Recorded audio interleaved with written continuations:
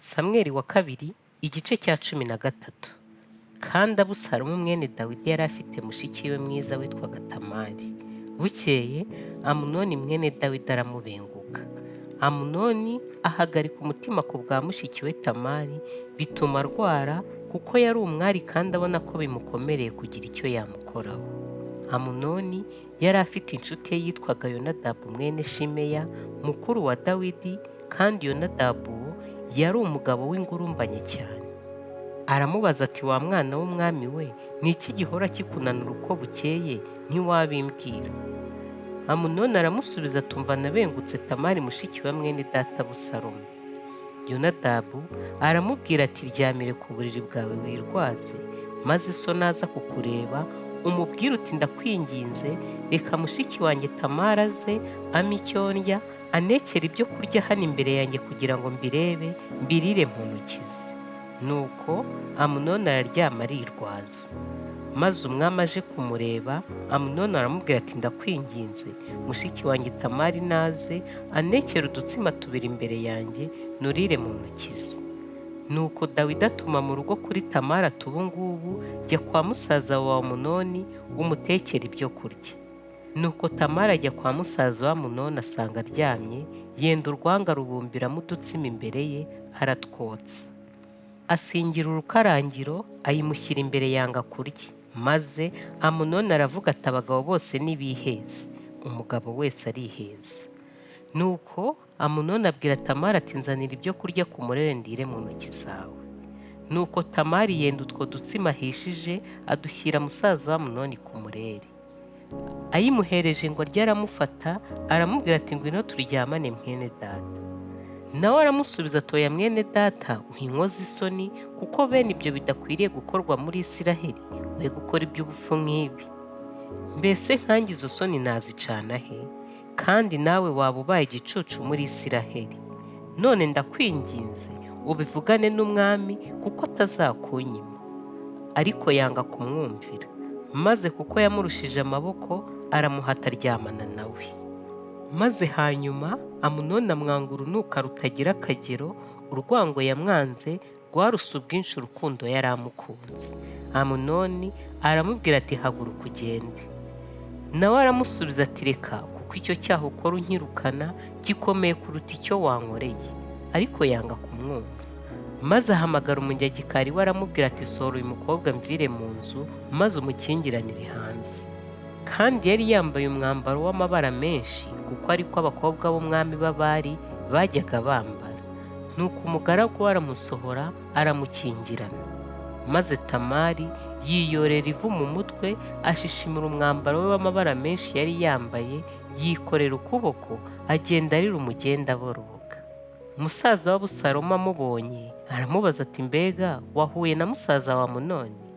Nuko ihorere mwene mama, ni musaza wawe, we gushengurwa umutima n'ibyo. Nuko Tamari aguma kwa musaza w'Abusalomu nk'umwage.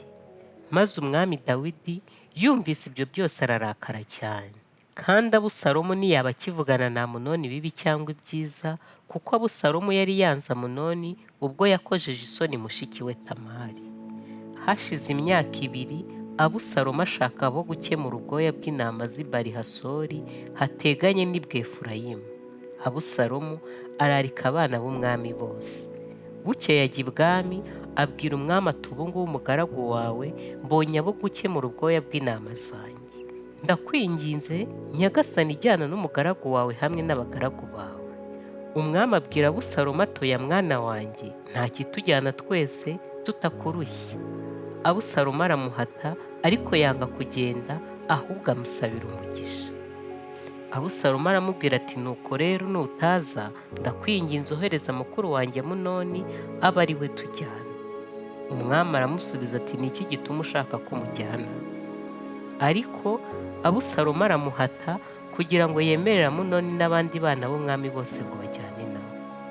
Bagezeyo, Abusalomu ategeka abagaragu bati, mwitegereze, nimubona vino inejeje umutima wa Amunoni, nkababwira nti nimutikure Amunoni, nuko mumwice ntimutinye.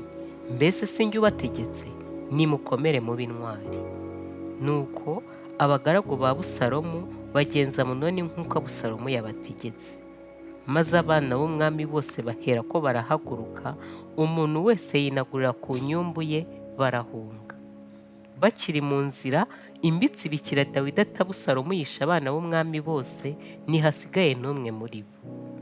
Maze umwami arabaduka, ashishimura imyambaro ye, acura umurambo hasi, n'abagaragu be bose bamuhagarara iruhande bashishimura imyambaro yabo. Ariko Yonadabu mwene Shimeya mukuru wa Dawidi aravuga ati Nyagasani, ntugire ngo bishe abana b'umwami bose, ahubwo hapfuye Amunoni wenyine. Icyakora byategetswe na Abusalomu, kuko yabigambiriye uhereye umunsi Amunoni yakoreje isoni mushiki we Tamari. Nuko none mwami Nyagasani, iryo jambo rye kugukura umutima wibwira ko abana b'umwami bose bapfuye, ahubwo hapfuye Amunoni wenyine. Nuko Abusalomu arahunga. Maze umuhungu wari urinze atereye amaso, abona abantu benshi badutse baturutse mu nzira yo mu ibanga ry'umusozi inyuma. Yonadabu abwira umwami ati ngaba abana b'umwami barasohoye, nk'uko umugaragu wawe mvuze, niko bibaye. Amaze kuvuga atyo, uwo mwanya abana b'umwami basesekaraho. Bakihagera batera hejuru bararira, kandi n'umwami n'abagaragu be bose bararira cyane. Abusalomu we arahunga, ajya kwa Turumayi mwene Amihuri umwami w'i Geshuri. Nuko Dawidi akajya aririra umwana we uko bukeye. Abusalomu ahungira i Geshuri, amarayo imyaka 3. Hanyuma umwami Dawidi agirira Abusalomu urukumbuzi rwo kujya kumusura, kuko yari amaze gushira umubabaro wa Amunoni ko yapfuye. Samweli wa kabiri, igice cya 14. Bukeye Yowabu mwene Seruya amenya ko umwami akumbuye Abusalomu.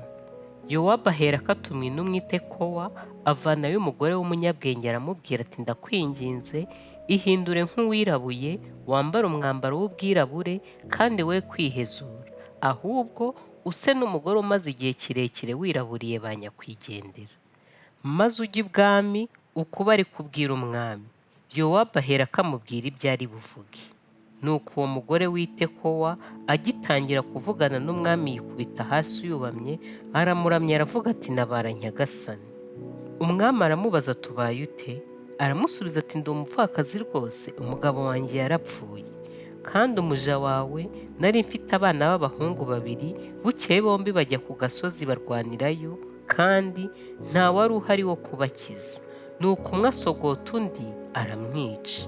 None sinakubwira, umuryango wose uhagurukiye umuja wawe, kandi bariho baravuga ngo ninange gatozi bamuhore mwene se yishe.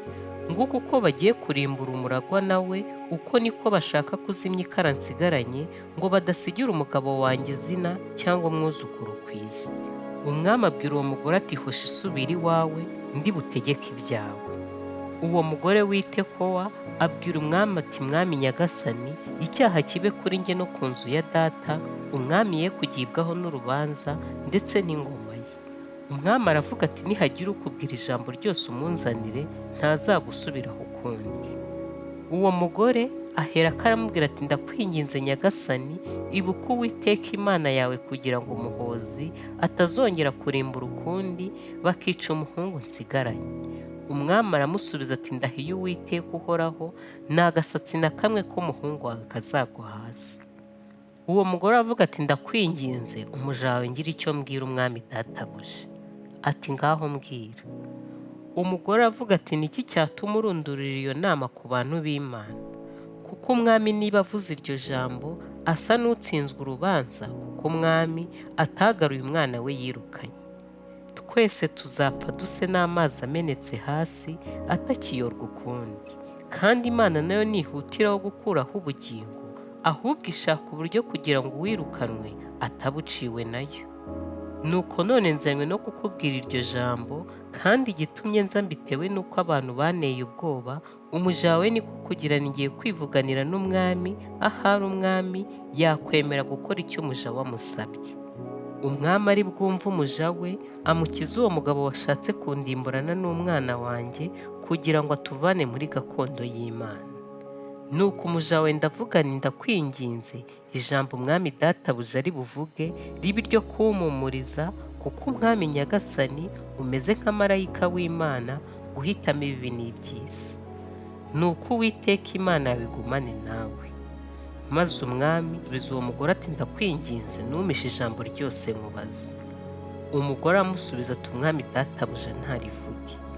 Umwami aramubaza ati mbese ufatanyije na Yowabu muri ibyo byose? Uwo mugore aramusubiza ati ndahiye ubugingo bwawe mwami nyagasani, nta wabasha gukebereza iburyo cyangwa ibumoso kugira ngo ave ku ijambo ryose umwami databuja avuze. Koko umugaragu wawe Yowabu niwe wategetse umuja wawe, kandi niwe wambwiye ayo magambo yose kugira ngo bihinduke ukundi. Nicyo cyatumye umugaragu wawe Yowabu agenza atyo. Kandi databuja ni umunyabwenge bumeze nk'ubwa marayika w'Imana, akamenya ibiri mu isi byose. Hanyuma umwami abwira Yowabu atumva ye, ayo magambo ndayarangije. Nuko genda ugarure uwo muhungu Abusalomu. Yowabu yikubita hasi yubamye imbere y'umwami, aramuramya aramushima.